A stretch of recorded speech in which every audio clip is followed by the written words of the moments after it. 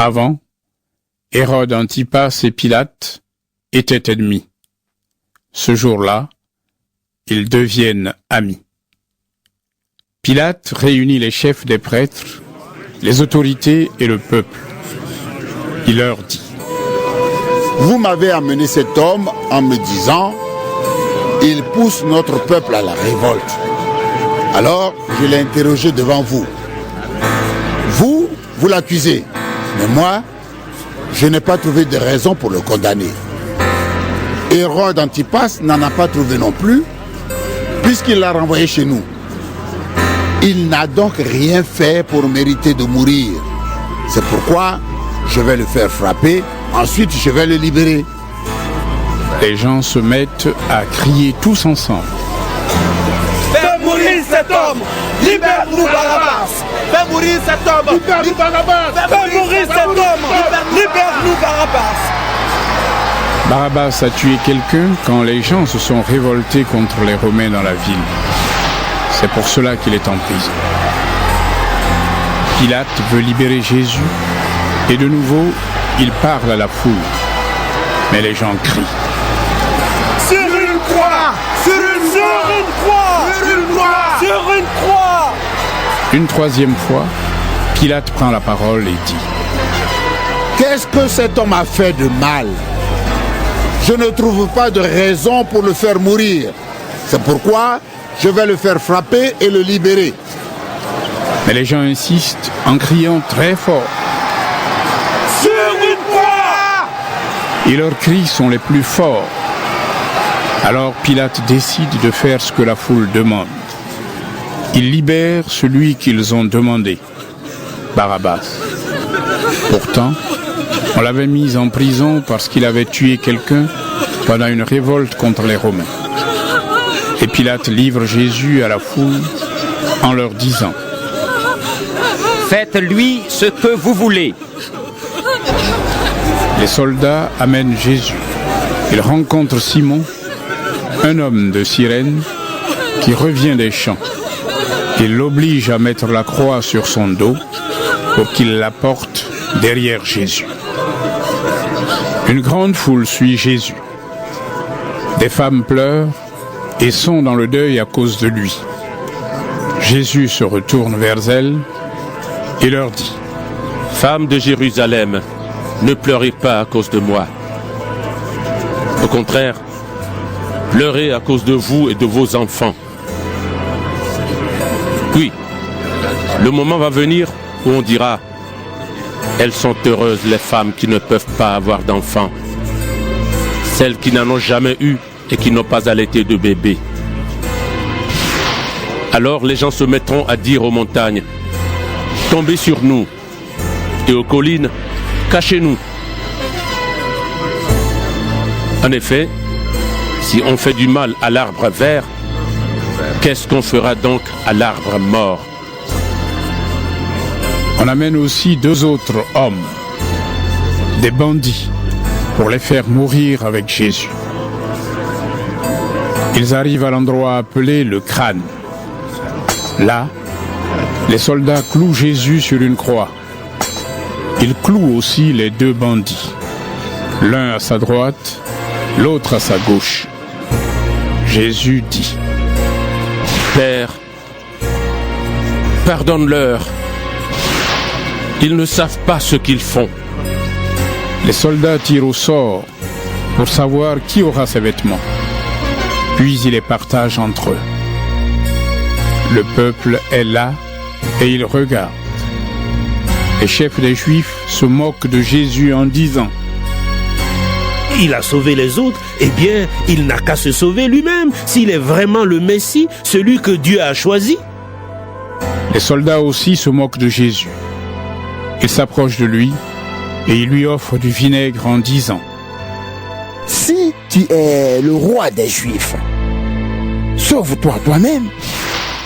Au-dessus de Jésus, on a mis une pancarte avec ces mots: C'est le roi des Juifs.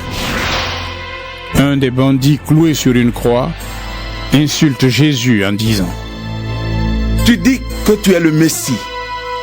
Alors, sauve-toi toi-même et sauve-nous aussi. Mais le deuxième bandit fait des reproches au premier en lui disant: Tu es condamné à mort comme cet homme. Et tu ne respectes même pas Dieu. Pour toi et moi, la punition est juste. Oui, nous l'avons bien mérité. Mais lui, il n'a rien fait de mal. Ensuite, il dit à Jésus: Jésus, souviens-toi de moi quand tu viendras comme roi. Jésus lui répond: Je te le dis, c'est la vérité. Aujourd'hui, tu seras avec moi dans le paradis. Quand il est presque midi, le soleil s'arrête de briller. Dans tout le pays, il fait nuit jusqu'à 3 heures de l'après-midi. Le rideau qui est dans le temple se déchire au milieu en 2 morceaux. Jésus pousse un grand cri. Il dit: Père, je remets ma vie dans tes mains. Et après qu'il a dit cela, il meurt. L'officier romain voit ce qui est arrivé et il dit: Gloire à Dieu. Vraiment, cet homme était innocent. Beaucoup de gens sont venus pour regarder ce spectacle. Ils voient ce qui est arrivé. Alors, tous rentrent chez eux, pleins de tristesse. Tous les amis de Jésus et les femmes qui l'ont accompagné depuis la Galilée se tiennent assez loin. Ils regardent ce qui se passe. Il y a là un homme appelé Joseph, de la ville juive d'Arimathée. Il fait partie du tribunal des Juifs. C'est un homme bon et juste. Il attend le royaume de Dieu. Il n'est pas d'accord avec ce que le tribunal a décidé et fait. Joseph va voir Pilate. Il lui demande le corps de Jésus. Ensuite, Joseph descend le corps de la croix, il l'enveloppe dans un drap et il le met dans une tombe creusée dans le rocher. Dans cette tombe, on n'a encore enterré personne. C'est vendredi et le sabbat va commencer. Les femmes qui ont accompagné Jésus depuis la Galilée viennent avec Joseph. Elles voient la tombe. Elles regardent comment on place le corps de Jésus. Ensuite, elles rentrent chez elles. Elles préparent l'huile et les parfums pour son corps. Mais, le jour du sabbat, elles ne travaillent pas. En effet, c'est interdit par la loi.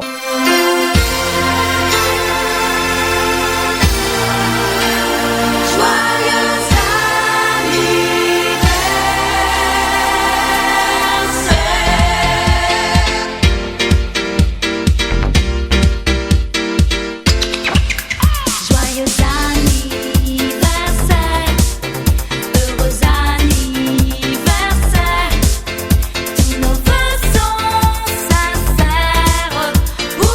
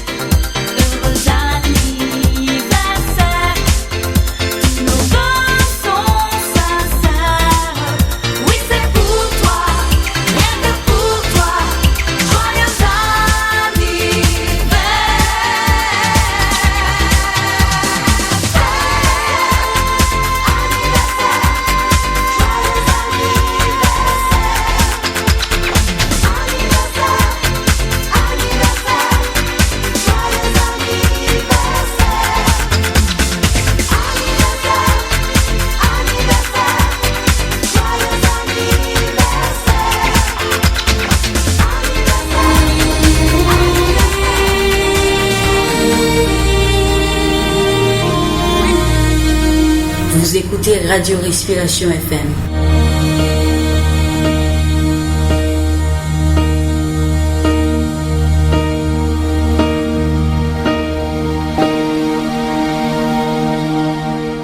Nous sommes capables de chanter de manière avec force, avec détermination, avec courage, avec un esprit d'adoration. Les paroles du cantique 73, mélodie joyeuse.